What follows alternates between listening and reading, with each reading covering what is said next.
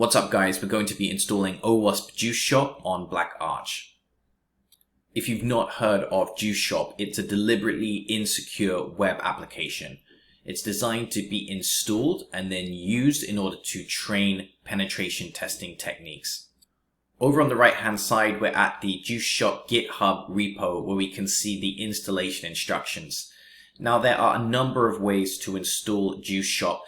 Possibly the easiest is via Docker, but some of the challenges in Juice Shop won't work with the Docker container method. So we're actually going to install this using the source code. Now, before we get started, there are a couple of dependencies that we need to be aware of. The first is we need NodeJS. NodeJS is essentially a JavaScript runtime environment that operates outside of the browser. So basically JavaScript on the server rather than JavaScript on the front end. We might be used to the idea of a server running something like Apache, which is responsible for handling any requests made to the application. But we can actually avoid Apache entirely and run JavaScript both on the back end, i.e. the server, and the front end. That's what Node.js is going to do for us. Naturally, we're going to need it installed for that to be the case. Now, we can test whether Node is already installed with a simple command, node-v. And it's going to return the version number of the Node installation that we have.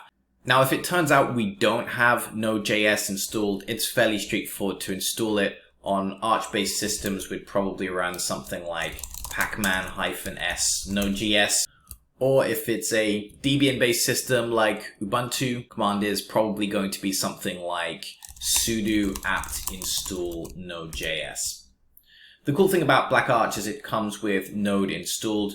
We're also going to need Git installed because we're going to be running git clone. You could, of course, grab the contents of the repo directly, but it's a lot easier just to use this command, git clone, followed by the location of the repo. Once again, BlackArch comes with Git installed. We're going to install this in the /op directory. This is a good place to install additional packages. And we're very simply going to copy that git clone command over on the right hand side. So git clone https://github.com/juiceshop/juiceshop.git. And once we've checked everything's typed correctly, let's run that command. And it's going to clone that Juice Shop repo. It will probably take about 30 seconds or so to clone everything. We're going to skip to the end. So if you run an ls, we should be able to see our Juice Shop folder there. In fact, we can just cd into that cd Juice Shop. And let's check out our newly installed directory.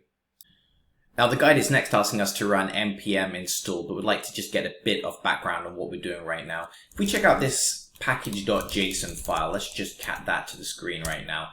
And what we see in this file is the dependencies for the project itself. Now these dependencies are going to be installed automatically for us by a program known as npm, or Node Package Manager. We can double check we have that installed as well with npm-v. We should once again get a version number.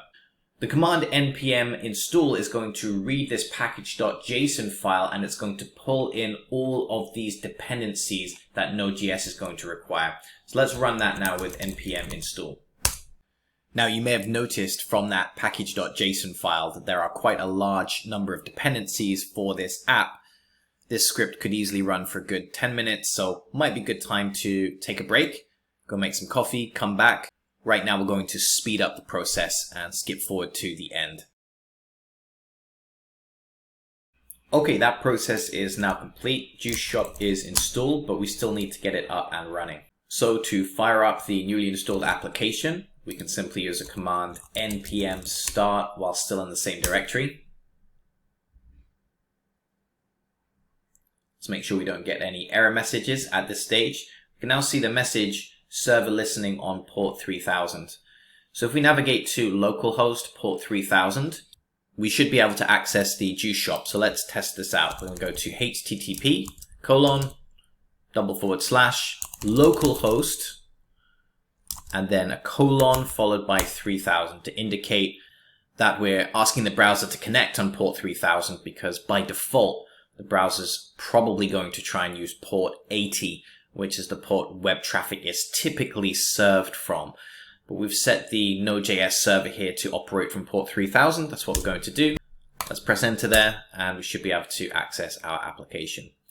So there we go, the OWASP Juice Shop ready to go.